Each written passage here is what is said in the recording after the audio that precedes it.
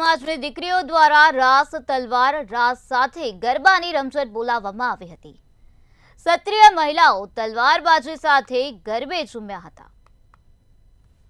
ક્ષત્રિય સમાજની મહિલાઓ અને બાળાઓએ સંસ્કૃતિને જાળવી તલવાર રાસ સાથે ગરબા કર્યા હતા। સાંસ્કૃતિક પોશાક, ચણિયા ચોળી, સાડી અને મારવાડી જેવા પોશાક સાથે તલવાર રાસ કરી માતાજીની આરાધના કરવામાં આવી હતી।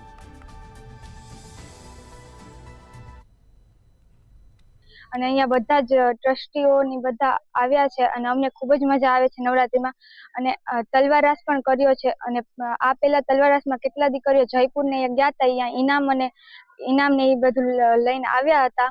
નવરાત્રીમાં અમે કોઈ પણ જાતના બીજા કોઈ પણ સોંગ ને એવું નથી વગાડતું, માતાજીના ગરબા જ વગાડવામાં આવે છે। એમાં સંસ્કૃતિ તલવાર રાસ કરવામાં આવે છે, આપણી વિવિધતા જાળવી રાખીએ છીએ। અમે માતાજીની અહીંયા આગળ માંડવી મૂકેલી છે, તો અમે કોઈ પણ ચંપલ પહેરીને ગરબા નથી ગાતા, અમે અમારી સંસ્કૃતિ જાળવીને જ ગરબા ગાઈએ છીએ। છેલ્લા કોરોનાથી અમે અહીંયા દીકરીનું જે નવરાત્રી મહોત્સવનું આયોજન ચાલુ કરેલ છે।